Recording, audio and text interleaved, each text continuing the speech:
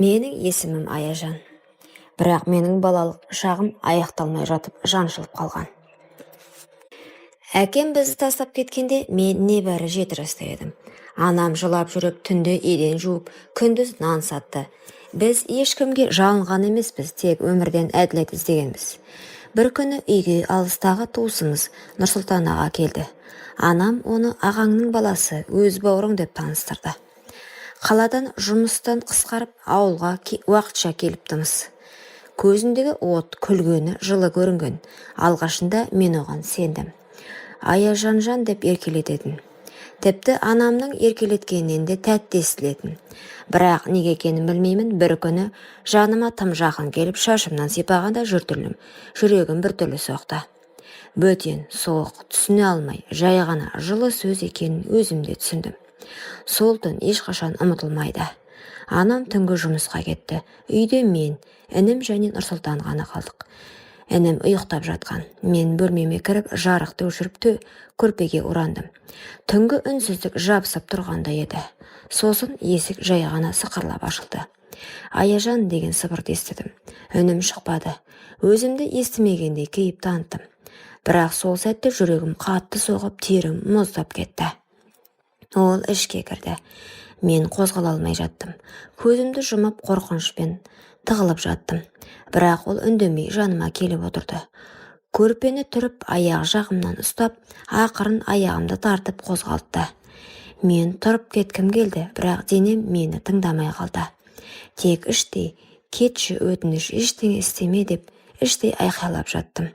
Бірақ сол түн менің үнсіз жан айқайыммен ғана өтті. Ол маған ешкімге айтпа деді. Мен тек басымды изедім. Тек сол сәтте тірі қалғым келген шығар. Сол түні мен бала болудан қалдым. Тек жастыққа жас тамып жатты. Есікті іштен кілттеп жатып қалдым. Таң атса да жанымдағы түн кетпеді. Сол түннен кейін мен өзгере бастадым. Бұрынғы сыныптастарыммен шулы, көңілді жүрген мен енді үнсіз, қиялға батып кеткен бір қызға айналдым. Сабақта мұғалім тақтаға шығарса, қолым дірілдеп, даусым шықпай қалатын. Көзім үнемі жерге қарап тұратын болды. Анам ештеңе байқамады. Қайдан байқасын? Таңғы 6-да шығып, түнгі 12-де келеді. Үстінде иіс сіңіп кеткен ескі форма. Жанарында шаршау мен үмітсіздік. Ол маған емес, тек тіршілікке қарап жүрді. Ал Нұрсұлтан аға болса, баяғысынша күлімдеп жүр. Жанымызда жүргенде ештеңе болмағандай сөйлейді. Бауырларыммен ойнап, анама жәрдемдескен болып өз орнын тапқандай. Тек менің көзіме тік қарағанда ішім шым ете түсті. Ол адам емес сияқты. Кейде қасымнан өтіп бара жатып, арқамнан сипап өтеді. Ішімді уқалағандай болады. Мен дір етіп шошып қаша жөтелемін. Ой, кішкентай кезіңнен сондай тыжыранып тұрасың ғой деп күлетін. Бірақ мен ол күлкінің астарында не жатқанын білемін. Бірде мектептен келсем, інім ауырып қалыпты. Анам дәрі алуға кеткен екен. Үйде екеуміз ғана қалдық. Мен бірден бөлмеме кіріп, іштен кілттеп алдым. Сырттан ақырын даусы естілді. Аяжан, кілттеме, сенбейтіндей не істеп қойыппын саған. Мен үнсізбін, кеудемдегі тыныс қысыла берді. Ол үнін бәсеңдетіп: кішкентай кезінде мен сені иіскеп ұйықтататын едім ғой. Сен маған үнемі аға кетпеуші дедің. Есіңде жоқ па? Деді жай ғана. Жүрегім суып кетті. Мен ешқашан ондай сөз айтқан емеспін. Сол сәтте түсінгенім, ол менің санамды өзіне көндіру үшін өткенге өтірік қоспақ. Бұрынғы естелікті өзгертіп, өзін жақсы адам ретінде көрсетуге тырысып жүр екен. Бірақ мен енді бұрынғы Аяжан емеспін. Жанымда айқай тұр. Тек дауыстап айтуға батылым жетпей тұр еді. Сол көктем менің өмірімдегі ең ұзақ мезгіл болды. Уақыт тоқтап қалғандай. Таңда атады, күнде батады. Бірақ менің ішімнен кетпейтін бір түн бар еді. Ол түн әр сайын қайта тіріліп, жаныма оралатын. Кейде мен терезеге қарасам, осы үйдің қабырғасы сөйлей алса ғой деп ойлайтынмын. Өйткені мен үндемеймін. Мен жылай алмаймын. Мен тіпті айқайлай да алмаймын. Үнсіздік менің қорғаным болып қалған. Бірақ сол үнсіздік бір күні мені жұтып жібереме деп қорқамын. Анам бұрынғыдай мендегі өзгерісті көрмейді. Қалжырап келгенде тек сабағын қалай деп сұрайды. Мен жақсы деймін. Солар күндер ауыса берді. Ал Нұрсұлтан аға бұрынғыдан да батылырақ. Анам үйде болмаса, менің соңымнан бөлмеге келіп есік қағады. Тек сөйлесеміз, сен сағындым дейді. Мен үндемеймін, тар бөлменің бұрышында тығылып тістеніп жаттым. Ол кетпей біраз тұрып, сосын күліп шығады. Бір күні мен ұйықтап қалған екенмін. Түн ортасында оянсам, біреу көрпемді көтеріп тұр. Денем қозғалып жатқан жоқ. Даусым шықпайды, көзім жасаурап кетті. Сол сәтте есік алдынан інім жылап жіберіп, анамның даусы естілді. Нұрсұлтан шошып, артына бұрылып шығып кетті. Ол түн мені құтқарды, бірақ мен үнсіздігіме қайта кіріп кеттім. Ертең сабақта бір мұғалім мені тақтаға шығарғанда сандарды шатастырып жылап жібердім. Сол сәтте мұғалім емес, кітапханашы апай маған келіп, «Аяжан, бәрі дұрыс па?» деді ақырын. Мен басымды изедім, бірақ жанарымдағы көз жасым оған бәрін айтып тұрғандай еді. Күйде күн шыққанмен түн кетпейді екен. Анам бірде маған қарап тұрып, «Сен бұрын сондай күлімдейтін едің ғой жаным, қазір неге сөйлемейсің?» дейді. «Қыздардың ішінде ең тұйығы болып кеттің ғой» деді. Мен жауап бермедім. Тек оның шаршаған жанарына қарап тұрып, «Анашым, сен мені ешқашан көрмегенсің ғой» деп іштей сыбырладым. Сол түні мен есікті кілттеп, үстіне үстел сүйеп қойдым. Бірақ қорқыныш кілтпен кетпейді екен. Ол ішіңе кіреді, сөйтіп өзіңмен бірге тұрады екен. Жаныңда, төсегіңде, ойыңда. Нұрсұлтанның әрекеттерін барған сайын ашық айналды. Ол мені бұрынғыдай жасырын түрткілемейді. Жаныма келіп, арқамнан сипап, «Сен қашан есейіп кеткенсің?» деп астарлап сөйлейді. Ол тіпті менің ішкі дүниемнің қирап жатқанын ләззат көреді ғой деймін. Өйткені мен қорқып тұрғаным оған билік бергендей, жай ғана тоқта дей алмайтын халге жүргенімді білді. Бірде мен оқудан кешігіп келдім. Үйде ешкім жоқ. Кіре бере жүрегім аузыма тығылды. Себебі еден жуып жатқан адам ол. Мен шошып тоқтап қалдым. Ол артына бұрылып, сол баяғы күлкісін тағы көрсетті. «Келдің бе? Сенің бөлмеңді жуып қойдым, таза ұйықтаған жақсы ғой» деді. Мен үндемедім. Сол сәтте сәлден кейін анам да келді. Жүрегім орнына түскендей болды.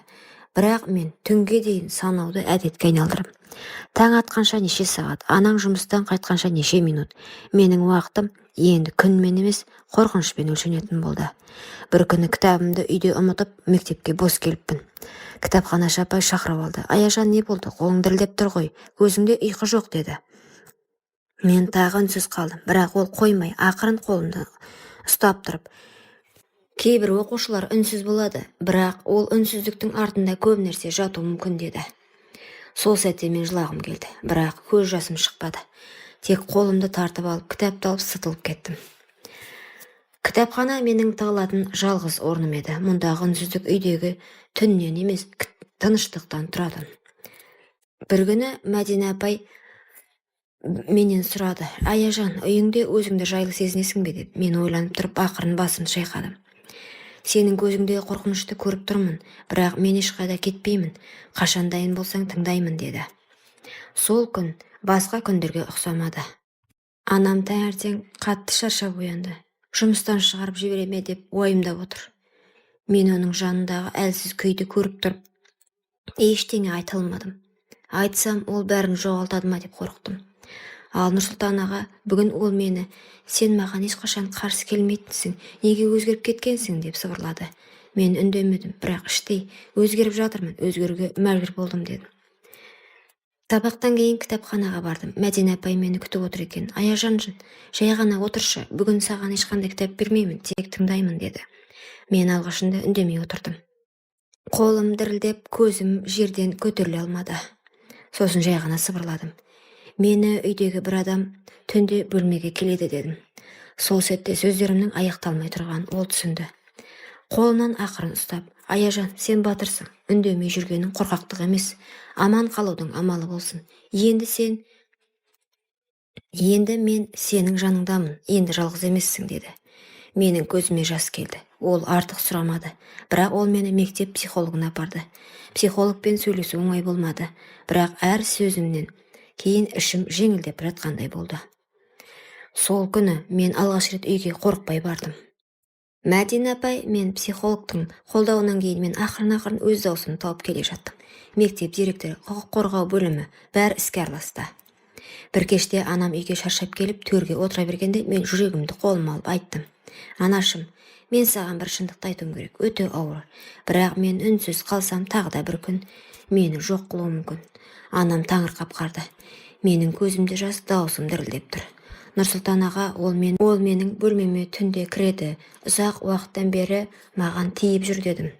Анам да сенер-сенбесін білмей, қой Аяжан, ондай сөз айтпа, ол сенің ағаң деді. Мен үнсіз отырдым. Тек тыныштықта анамның кеудесі көтеріліп түсіп, көзінен еріксіз жас шақты. Бір сәтте менің қасыма келіп тізерлеп отырды. Сен неге үндемедің деді жылап. Мен жай ғана, сен тым шаршағансың дедім. Естімейтіндей көріндің дедім. Нұрсұлтан сол күні үйге қайта оралмады. Ол ұсталды. Тергеу басталды. Мен бәрін айтуға мәжбүр болдым. Сотта менің даусым дірілдеді. Бірақ ішімде бірінші рет жеңілдік болды. Себебі мен енді үнсіз емеспін. Анам маған қарады, көзіме тура қарап тұрып, сен менің батыр қызымсың деді. Мен де алғаш рет өзімді әлсіз емес, мықты сезіндім. Кейін мен көп уақыт психологтармен жұмыс жасадым.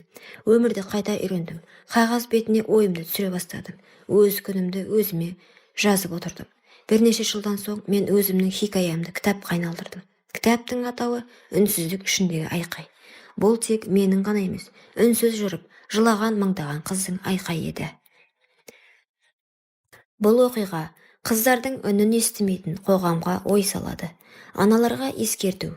Кейде өзім шаршадым деу, баланың жанын жалғыз қалдыру. Ал қыздарға сен кінәлі емессің. Үнсіздік қорқақтық емес, бірақ үндемей жүре беруге болмайды дегім келді. Құрметті оқырман, өмірден алынған шынайы оқиғаларды тыңдағыңыз келсе, менің арнама тіркеліп, лайк, комментарий жазып қолдап кетіңіздер. Келесі кездескенше.